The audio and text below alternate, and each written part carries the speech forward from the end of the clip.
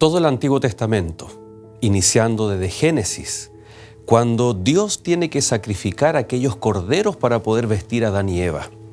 Después Caín y Abel, o cuando Noé sale del arca.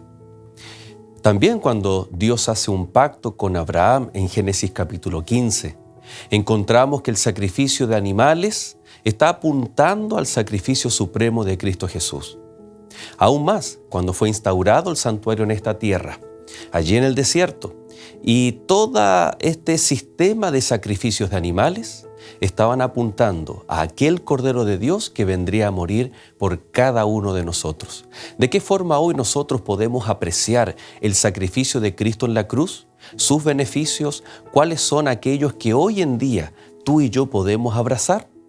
¿Cuán importante es entonces que podamos estudiar a Jesús como el sacrificio perfecto? Bienvenidos a este capítulo de Lecciones de la Biblia.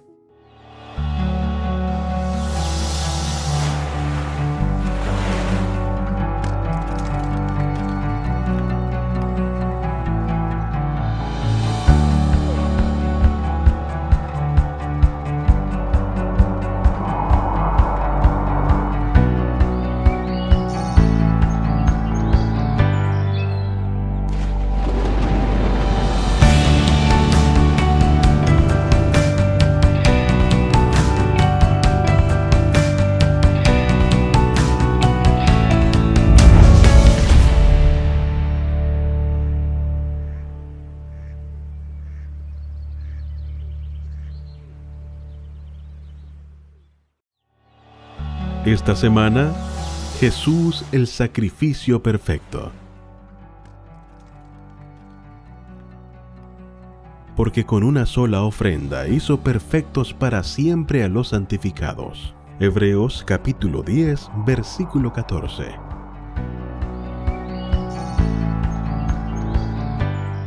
¿Cómo están, amigos? Un gusto de poder saludarles y a cada uno de ustedes darle una cordial bienvenida a Lecciones de la Biblia. Estamos iniciando este capítulo dentro del contexto de encontrar a Jesús a través de los escritos de Pablo, especialmente esta carta en su origen, un sermón dado a la iglesia, a los hebreos, ¿no? Titulado Carta a los Hebreos, en donde hoy vamos a estar hablando especialmente cómo el cumplimiento en Cristo Jesús, cómo el sacrificio, cómo la ofrenda, tal vez aquella ocasión en donde Juan el Bautista lo identifica como el Cordero de Dios. Desde el Génesis, pasando por los profetas, pasando por los libros históricos, todo apuntaba a aquel Mesías que iba a morir en la cruz, pero especialmente como una ofrenda, como un cordero.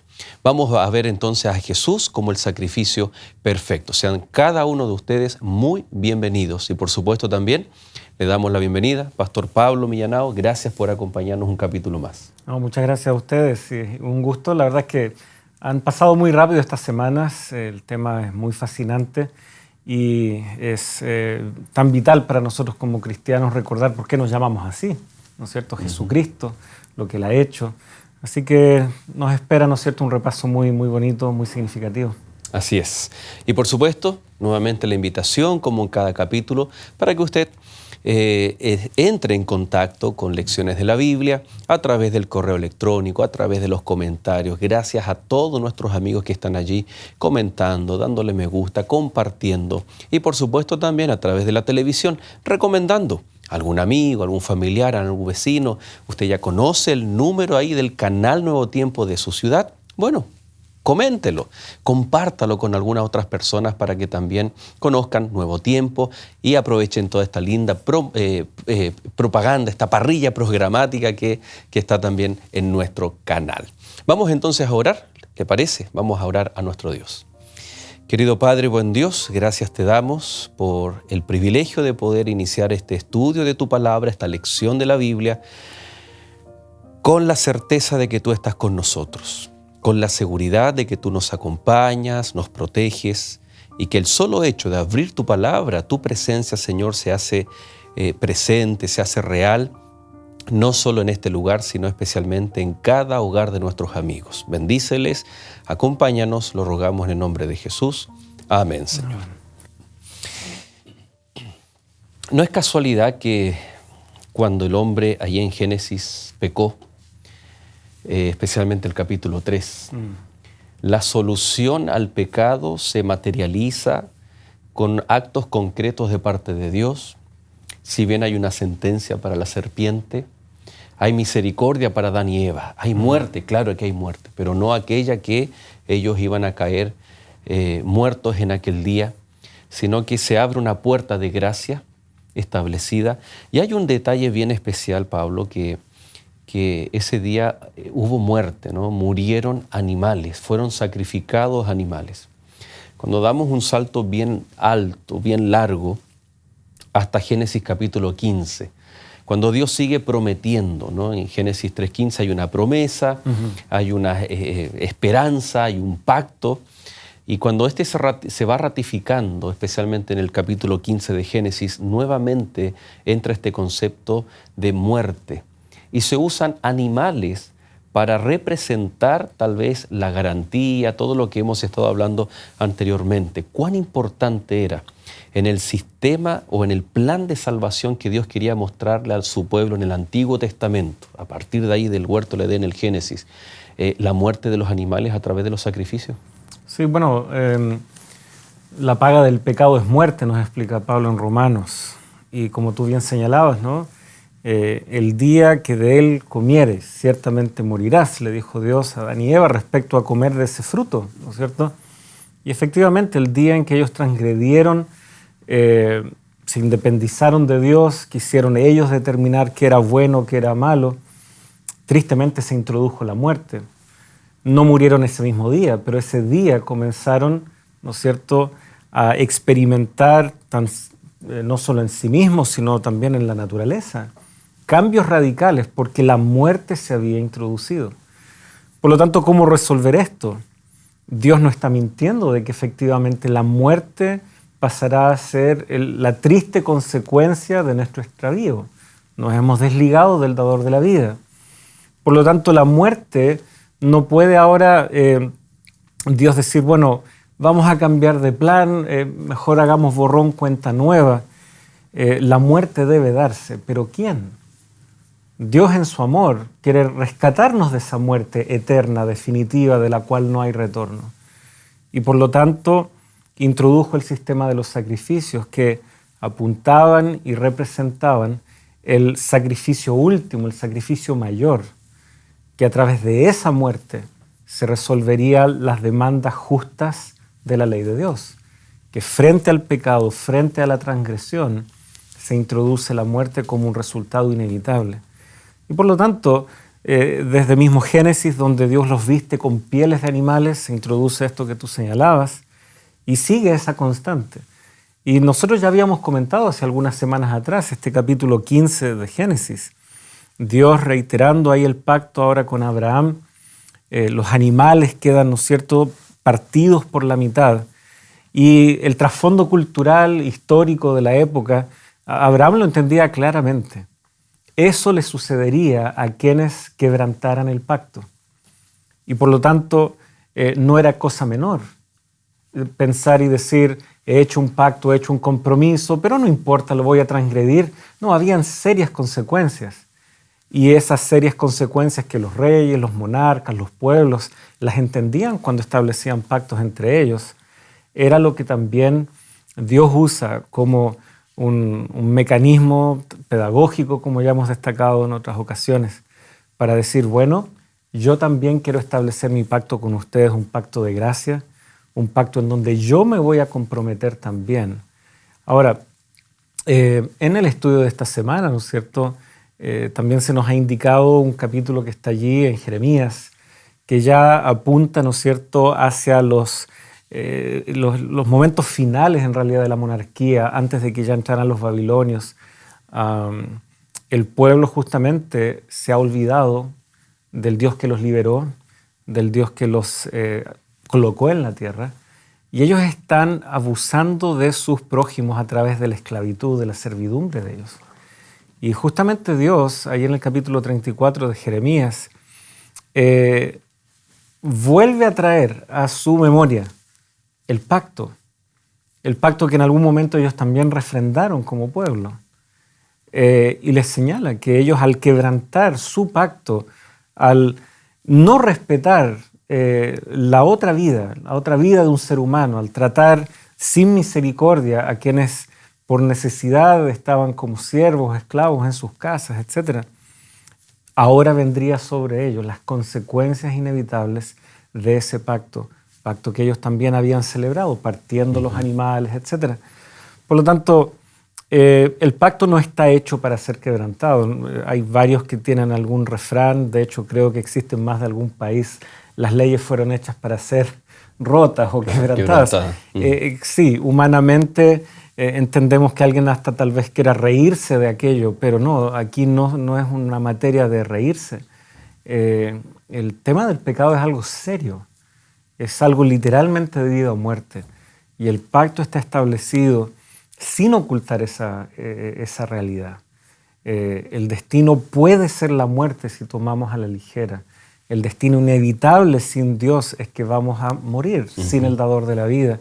Y por lo tanto el pacto inevitablemente tiene que incluir este aspecto.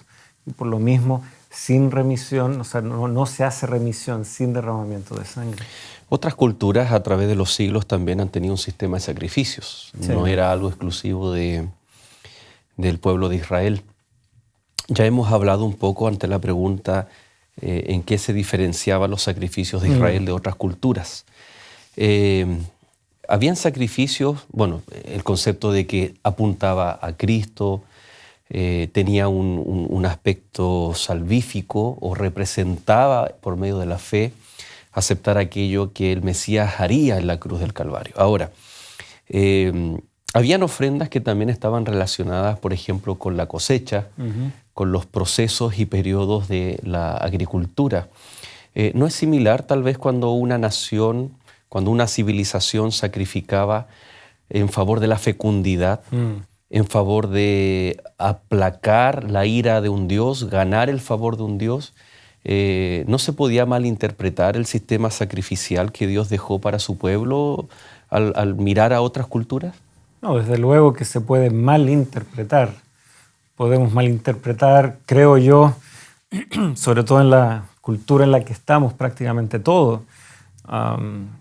Alguien con mucha facilidad puede decir, yo no quise decir eso con mis palabras, y vemos la grabación y nos queda la duda, pero bueno, en la antigüedad vemos que muy tempranamente se empieza a tergiversar esto de ofrecer ofrendas o sacrificios a Dios.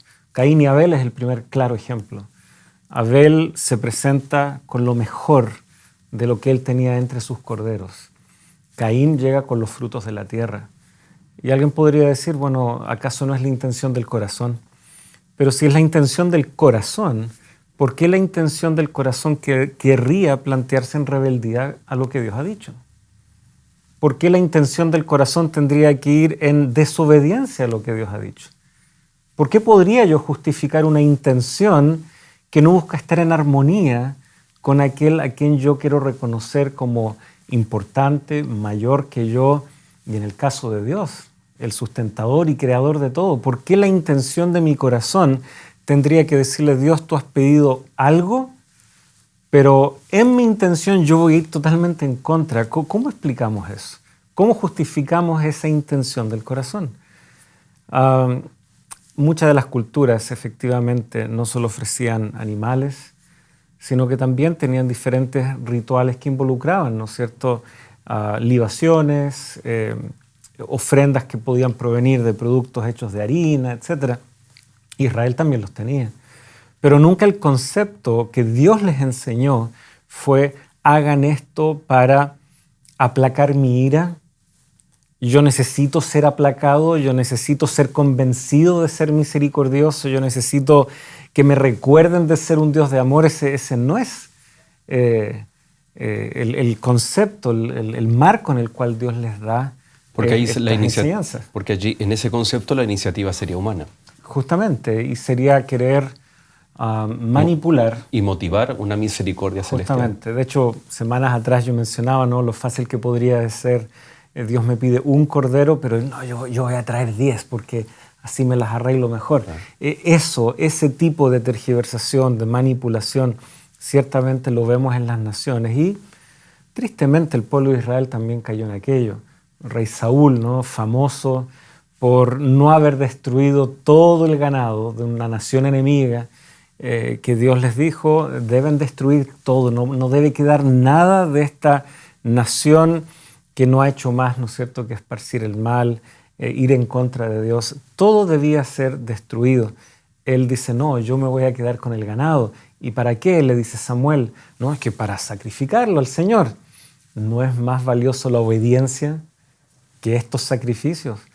Por lo tanto, vemos que también, tempranamente y con el tiempo en la monarquía, muchos de estos reyes mal utilizaron los sacrificios como una forma de garantizar cierta bendición, como estoy cumpliendo X, así que Señor, tú dame Y. Esa no es la intención. Dios está tomando la iniciativa, no para pedir ser aplacado, sino que está tomando la iniciativa porque Él quiere limpiar a su pueblo del pecado. Él quiere quitar ese pecado de en medio de su pueblo y perdonarlo. Y los sacrificios apuntan hacia ese deseo de Dios. Se dice que es el holocausto, el sacrificio que representa la muerte de Cristo en la cruz. Incluso la hora de la muerte de Jesús coincidía con la hora en que se sacrificaba el cordero de ese día. La pregunta es, el holocausto, que es todo, ¿no? Todo quemado. Pero habían ofrendas que eran distintas. Incluso hay una, la ofrenda de paz, en donde una parte era para el sacerdote, otra parte era quemada y otra parte era devuelta al ofrendante para que la pudiera consumir no solo él, su familia, incluso hasta sus amigos. Tú mencionaste las libaciones, ¿no? Todo lo que era ofrecido delante de Dios. Habían incluso ofrendas quemadas, las que ya mencioné, y ofrendas que no eran quemadas. Todo necesariamente ofrecido en el santuario apuntaba a la muerte de Cristo en la cruz, o habían algunos sacrificios que no necesariamente apuntaban al sacrificio de Jesús en la cruz. Bueno, no todos eran sacrificios en el sentido de que alguien moría, ¿no es cierto? Cuando se ofrecían algunas tortillas, ¿no es cierto?, u otros rituales que tenían que ver con las primicias de las cosechas, que también se desarrollaban esos rituales en torno al santuario. Esos podían celebrar otras cosas también. Eso tiene que ver más con adoración, ¿no? Al no haber derramamiento de sangre, tal vez no apuntaban a adoración como un acto de gratitud, como tú mencionabas, como un reconocimiento de que Dios ha sido bueno, etc. Pero también habían ciertos rituales que apuntaban a otras etapas o fases del plan de salvación. Por ejemplo, la resurrección de Jesucristo. Ya no apunta a la muerte de Él en la cruz, sino a su resurrección. Esta gavilla mecida, ¿no es cierto?, que era ofrecida unos pocos días después de la Pascua. Eso no era un sacrificio, ¿ya? La gavilla no era matada, la gavilla, ¿no? Pero sí era tomada de la cosecha, sí era mecida por el sacerdote y tenía, ¿no es cierto?, esta idea de las primicias.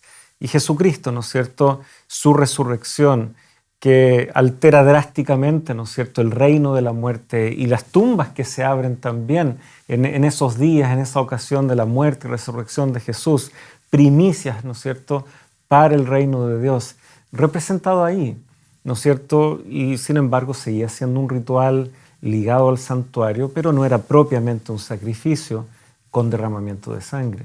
Así que no es que todo solo apuntaba a la cruz, pero todo lo que estaba ocurriendo en el contexto del santuario y su ritual sí apuntaba a algún aspecto del plan de salvación. Muy bien, vamos entonces nosotros a hacer un alto, vamos a detenernos un momento, pero sin duda alguna esperando que usted permanezca, porque ya regresamos aquí en Lecciones de la Biblia.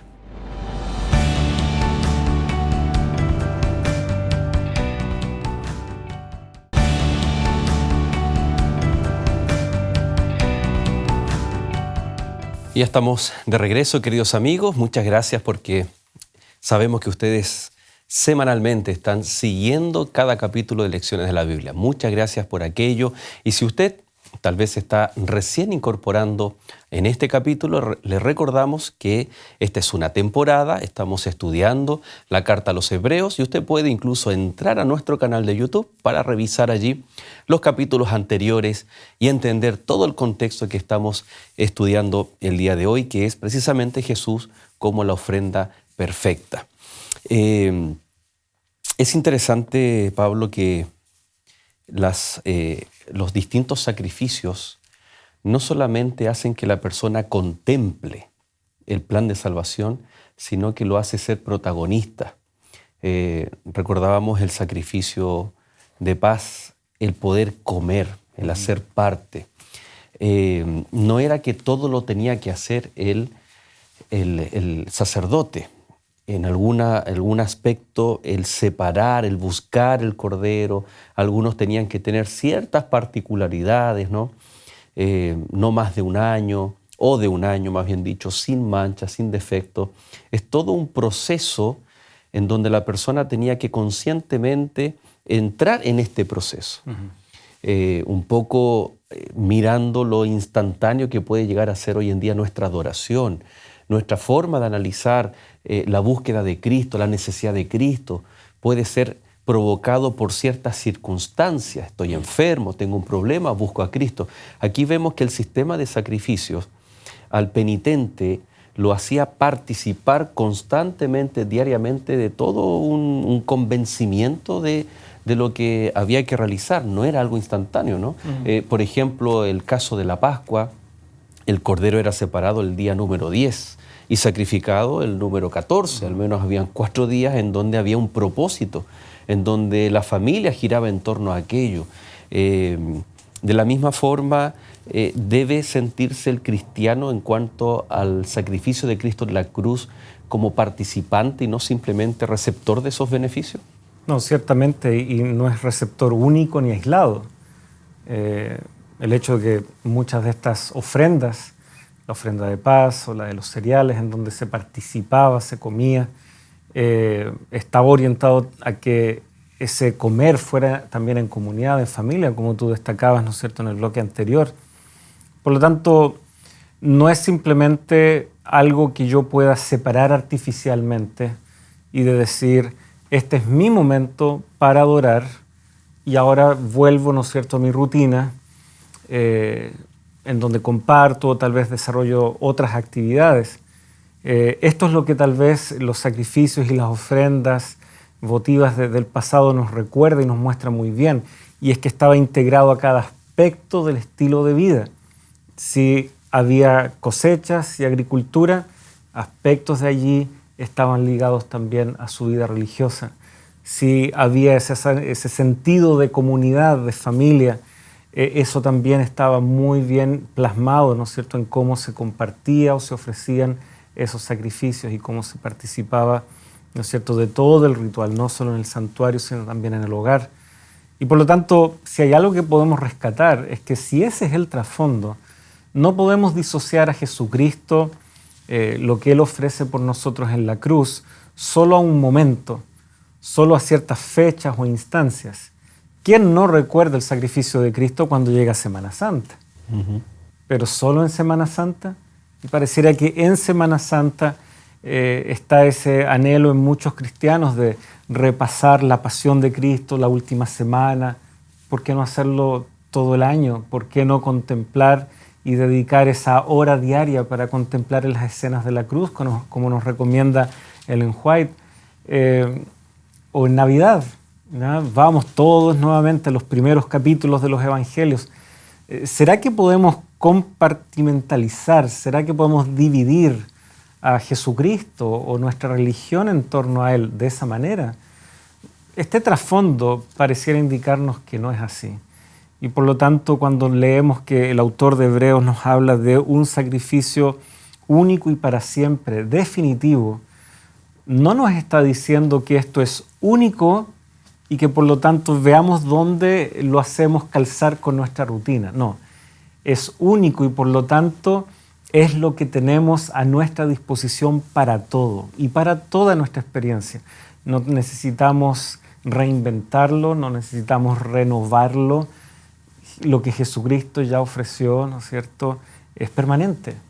Ahora nos queda el desafío de cómo tomar esa permanencia, esa trascendencia y humildemente reconocer que tal vez no está formando parte de muchos aspectos de nuestra vida, siendo de que el trasfondo en el cual la Biblia, ¿no es cierto?, Dios se revela, el anhelo de Él era que religión y lo que llamamos nuestra vida cotidiana no fueran dos cosas distintas, sino que estuvieran muy bien integradas. Cuando nosotros vemos ahí el sacrificio de Cristo y escuchamos frases que tal vez tanto que se repiten pierden o carecen de sentido, de profundidad, como por ejemplo decimos, por la sangre de Cristo Jesús.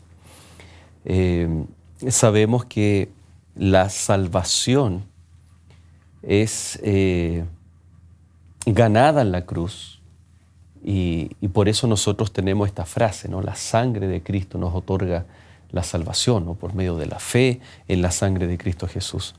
Pero ¿cómo entender lo que Pablo expresa aquí en Hebreos, que sin derramamiento de sangre no hay remisión de pecados? ¿Qué era lo que ocurría en el pasado? ¿Qué es lo que ocurre en la cruz? Y cómo nosotros debiéramos ver, sentir, ¿no? Experimentar esta frase, ¿no? Muy ocupada acerca de la sangre de Cristo Jesús en relación a nuestra salvación. Bueno, en la sangre estaba la vida, ¿no es cierto? De hecho, Dios es muy claro en, si bien permite el consumo de carne, la Biblia no habla en contra del consumo de carne, pero sí delinea cuáles carnes son las mejores para el consumo humano. Sin embargo, en lo que hay concordancia siempre es que sin la sangre, ¿ya? Cuando salen del arca, ¿no es cierto?, Noé y su familia ahora podrían comer de estos animales limpios, pero sin la sangre, porque en la sangre está la vida. Jesús da su vida. Es una vida por otra vida. Es mi vida que estaba condenada a la muerte, que ahora puede vivir porque Jesús da su vida en lugar de la mía. Por lo tanto, no es solo una expresión poética, ¿cierto?, por la sangre de Cristo, como una expresión de que Él derramó sangre. No, Él derramó sangre hasta la muerte. Él derramó sangre hasta morir. Y su muerte entonces cierra mi causa judicial, en donde el pecado me exige la muerte a mí. Y Satanás quiere defender esa causa en contra de cada uno de nosotros. Has pecado, debes morir. ¿Cómo se cierra esa causa judicial? Con la muerte de Jesucristo en nuestro lugar. Por lo tanto, sin esa sangre no podía remitirse ese pecado y por lo tanto la causa seguía en pie. La demanda de Satanás podía seguir en pie. Sin embargo, la vida sí fue ofrecida, la vida de Jesucristo en nuestro lugar. Y en ese derramamiento de sangre Él da su vida. Y en su muerte nosotros hoy tenemos vida. Por lo tanto, que sea tan reiterado este aspecto, ¿no es cierto?, que tantas veces se haga ese contraste entre los muchos sacrificios de los animales, que ciertamente también al ser degollados derramaban sangre que era asperjada o colocada, ¿no es cierto?, en los cuernos del altar, llevada en otras ocasiones, ¿no es cierto?, al lugar santísimo para ser asperjada hacia el propiciatorio. Para todo había sangre en ese contexto. Y eso podía fijar en la mente del pueblo la gravedad, lo solemne que es el problema del pecado. Hoy nosotros no vemos esa sangre, no tenemos ese ritual que imprime tal vez en nosotros la seriedad o la gravedad de esto. Sin embargo, podemos mirar a la cruz. Y creo que los evangelios no han dejado fuera lo que significó la cruz, ya sea el dolor de la cruz, lo violento de la cruz, no a fin de que por emoción o por pena, porque ni siquiera Jesús sintió pena por sí mismo, como aclaran muy bien algunos de estos pasajes que ya hemos leído en estas semanas, sino que nosotros podamos entender de que ahí lo que ocurrió en la cruz no fue una analogía, una metáfora, no fue una expresión poética, no. Jesucristo efectivamente muere y resuelve nuestro problema con la muerte. Y la próxima semana, ¿no?, vamos a hacer un spoiler ahí, vamos a hablar de qué significa cargó los pecados, porque si tiene que ser un acto real para resolver un problema real, ¿no? Y que todas las evidencias del pasado, de cómo el ser humano, el pecado, trastocó allí la naturaleza humana. Vamos ahí al capítulo 10 de Hebreos, el verso 10. Dice, en esa voluntad somos santificados mediante la ofrenda del cuerpo de Jesucristo hecha una vez para siempre. Hay otro elemento interesante acá que, claro, cuando hablamos del sacrificio de Cristo, de la ofrenda de Jesús, vamos al derramamiento de su sangre, a la salvación, al perdón. Pero aquí Pablo está mencionando de que también mediante la ofrenda de Cristo Jesús hecha una vez para siempre, somos santificados. ¿Cómo? Estos dobles conceptos, justificados y a la vez santificados. ¿A qué se refiere aquí que Cristo como nuestro sacrificio también nos santifica? Se habla mucho de elementos que son santos o sagrados en relación al santuario. Elementos que son dedicados y que tienen un uso específico ligado a este culto que se le brinda, este culto verdadero a Dios. Nosotros cuando entregamos nuestra vida al Señor, usamos esa expresión, yo le entregué mi vida a Él. Debo entender entonces que ya no me pertenezco, ¿ya? Pablo de hecho aclara aquello, ¿no es cierto?, en sus epístolas. Ya no nos pertenecemos a nosotros mismos, hemos sido comprados por precio. Y por lo tanto Dios tiene un propósito para nosotros. Nos acepta tal como llegamos a Él. No nos pone esos requisitos previos, y ya hemos visto esto, ¿no?, en la propia historia del pueblo de Israel. ¿Qué podía presentar el pueblo de Israel más allá de sus clamores de que estaban cansados de la esclavitud? Sin embargo, Dios escucha esos clamores y los liberta.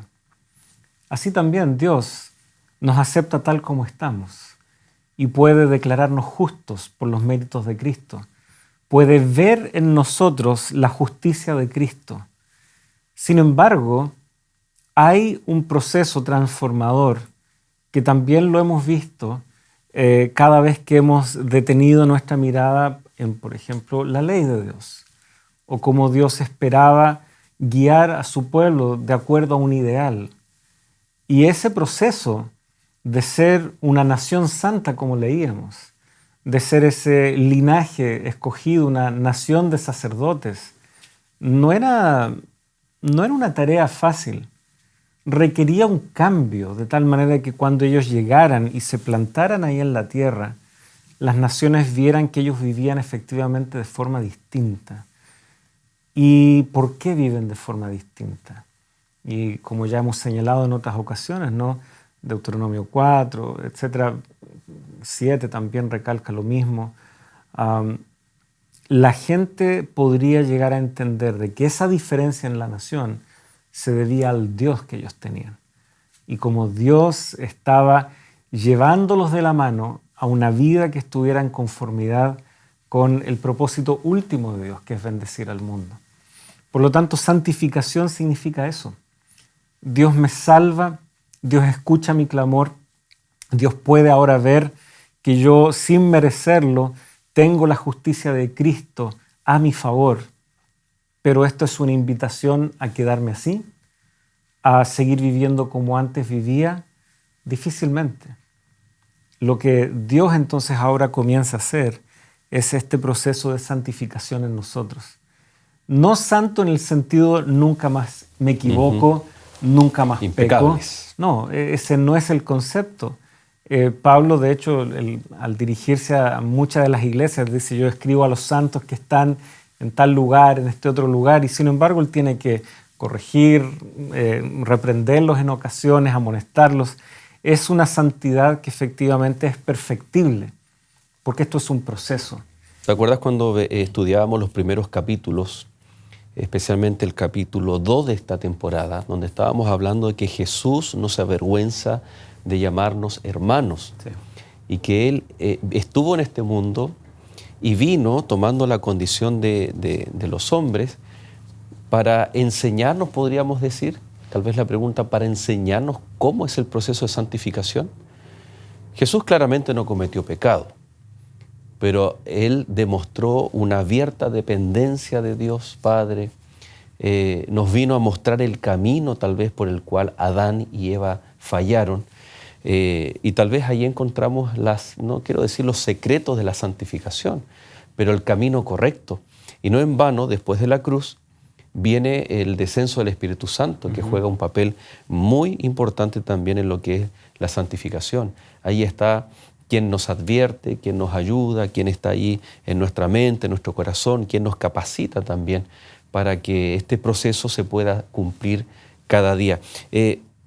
Primero la justificación y después la santificación, ambas juntas, o primero soy santo y después soy salvo.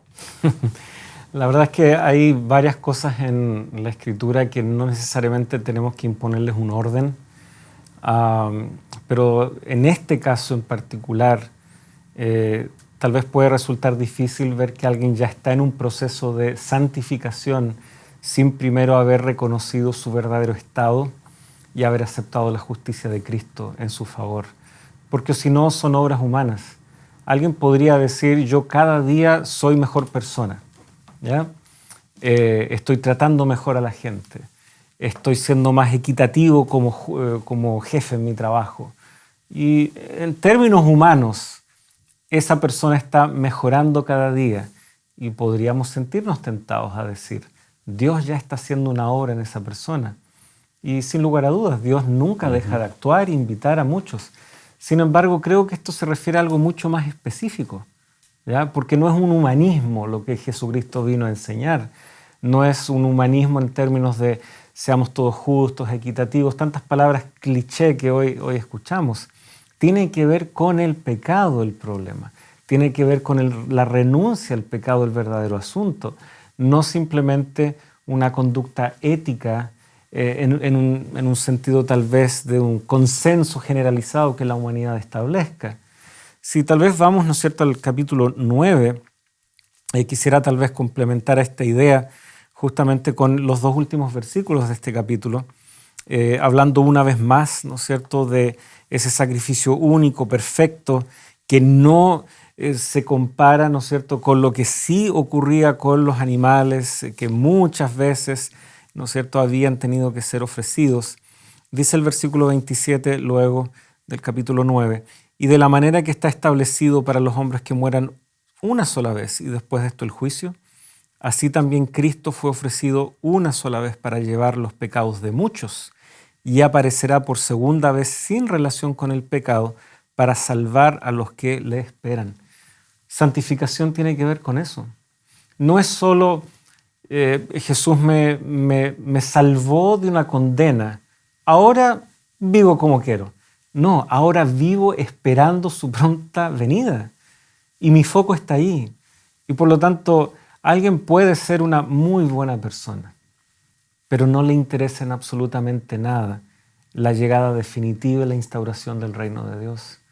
Alguien puede ser una persona honesta, generosa, pero estar incluso en contra del Dios que la Biblia nos revela.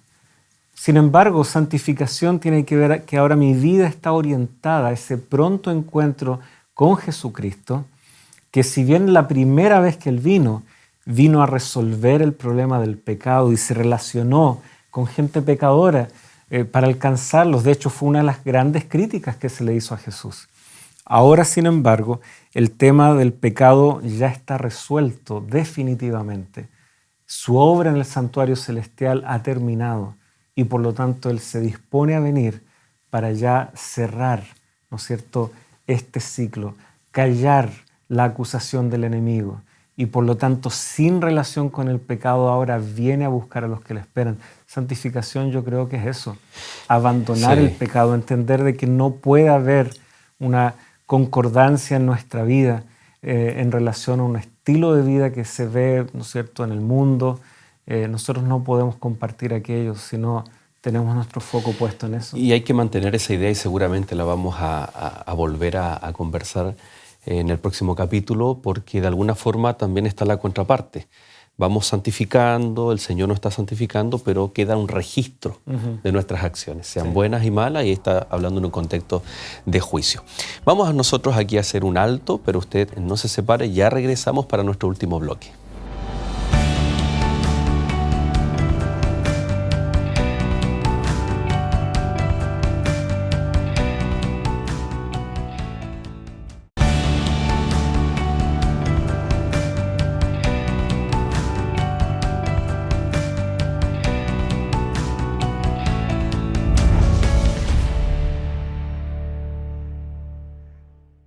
Hola, casi todo el mundo tiene miedo. Miedo de dar vuelta a la última página de la historia y leer en grandes letras la palabra fin. Miedo de las previsiones de los científicos, ecologistas y religiosos. Miedo de ver nuestro planeta transformado en cenizas. Teniendo en cuenta todos estos temores, ¿se justifica perder la esperanza? ¿Es razonable concluir que Dios no existe y que no hay nada más allá de aquello que podemos ver o tocar? Solicita ahora mismo la guía de estudio Verdades para el tiempo del fin y descubre en ella el plan que Dios tiene para tu vida.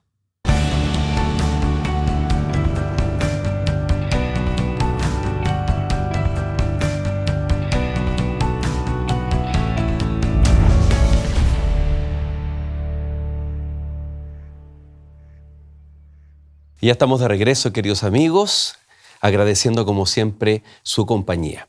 Y queremos invitarles para que ustedes puedan ser promotores también de los lindos materiales que Escuela Bíblica ha preparado para nuestros amigos que están conociendo de Jesús. ¿Usted conoce a alguien que necesita, por ejemplo, de familia, un material bíblico de familia, de Daniel, de Apocalipsis, de la vida de Jesús? Bueno, dígale. Usted le puede compartir también el material o bien darle el número de teléfono que apareció en pantalla de acuerdo a su país para que la persona pueda solicitar y de esa forma conocer a Jesús, aceptarlo y seguir aprendiendo de las verdades bíblicas que encontramos en su palabra. Pastor, el ministerio en el santuario, sabemos que habían 2 departamentos. Bueno, se puede considerar también el atrio, que también había allí un ejercicio de sacerdotes, pero que aún así involucraba una parte del departamento, del edificio, el primer departamento conocido como el lugar santo y el segundo como el lugar santísimo. Y aquí se separa el ministerio de los sacerdotes en el primer departamento, la primera fase y la segunda fase, ¿no? Que eso se celebraba una vez al año y que lo vamos a profundizar ya en la próxima lección. No obstante, en el ministerio de los sacerdotes, que estaba separado, ¿no? Por el continuo, diariamente y una vez al año, ¿eso también tiene una aplicación en el ministerio de Cristo? Sí, desde luego. Hay... Cuando nosotros vemos que lo que ocurre en la cruz puede muy bien asociarse con ese sacrificio diario, ¿no es cierto? Y donde la gran... Perdón, ¿cuál era el propósito del sacrificio diario? Bueno, teníamos, ¿no es cierto?, las diferentes ofrendas que la gente podía ofrecer, ya sea ellos, incluso como familia, por circunstancias específicas, ¿no?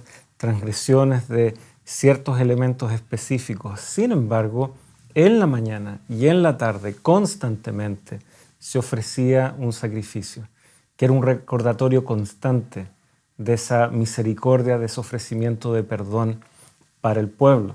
Era un cordero en la mañana y otro en la tarde. Pero que el efecto era colectivo, ¿no? Para todo el pueblo. O sea, ustedes podrán imaginar el humo subiendo de manera constante desde el altar. El santuario estaba al medio del campamento y por lo tanto, si yo estoy en mi actividad diaria saliendo a cosechar un poco de leña o comenzando a preparar comida para, ¿no es cierto?, los hijos en la tarde, todo el tiempo, durante el día, yo veía ese humo ascendiendo. Y eso es algo muy interesante porque denota de que el pecado no necesariamente está definido por un acto específico, que yo transgredo más bien de un mandato en particular, sino que es una realidad que ha permeado tanto la fibra misma de nuestra humanidad que Dios establece, ¿no es cierto?, ese sacrificio continuo para que, independiente de acciones puntuales, el pueblo igual entienda de que gracia y perdón le está siendo ofrecido. Entonces lo que ocurría allí en el altar, ¿no es cierto?, podía perfectamente estar apuntando a eso que ahora en Jesús, solo que de manera única, se cumple.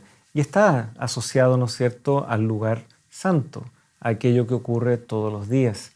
Sin embargo, como ya se ha destacado y será motivo de mayor profundización la próxima semana, había, ¿no es cierto?, un día, el día de la expiación, en donde el ritual era un tanto diferente, en donde se daba un cierre a todo un proceso. Y por lo tanto, lo que Jesucristo hace, ¿no es cierto?, en la cruz, echa a andar, ¿no es cierto? Un proceso que debe también ser cerrado y terminado, concluido. Y hacia allá están apuntando nuestras esperanzas también, de que muy pronto esa tarea que Él realiza en el santuario celestial, al concluir, como recién leíamos en el bloque anterior, ahí en el capítulo 9, signifique que Él ahora puede venir a buscar a su pueblo, que ha sabido confiar en los méritos de Jesucristo respecto a este problema del pecado. No solo aceptándolo en la cruz, sino que también aceptando esta obra transformadora en todo el proceso que la cruz también echó a andar. Y aquí encontramos estos simbolismos, ¿no es cierto?, que el pueblo pudo a través de la fe vislumbrar, y nosotros también por la fe, mirando hacia la cruz, contemplando esas escenas del Calvario, entender de que el compromiso de Dios con la humanidad está más vivo y más fuerte que nunca, y puede, ¿no es cierto?, cambiar algo en nuestra vida, ciertamente, si tan solo lo aceptamos. Esa es la única condición, poder aceptar, poder entender que ese sacrificio también fue para mí. Nunca estaremos demasiado lejos para volver nuestra mirada hacia la cruz. En esta segunda etapa del día de la expiación se daba en un contexto de un juicio, ¿no? El que no estaba a cuentas con Dios era cortado, es decir, había un ejercicio de discriminar a aquellos que sí estaban a cuentas con Dios, es decir, todo lo que se había hecho durante el año tenía también validez. Es como decir, si confié, si resolví todos mis conflictos, pecados, llevando ofrendas al altar, si confiaba, como tú bien decías, ¿no?, si estaba con mi mente, con mis ojos, mi corazón puesto en esa oportunidad diaria que Dios siempre estaba dando de perdón, el día de la expiación, el día del juicio, era un día en el cual con solemnidad, con temor, pero había confianza en los méritos de Dios, ¿no? En esta limpieza se limpiaba el santuario y se limpiaba el pueblo.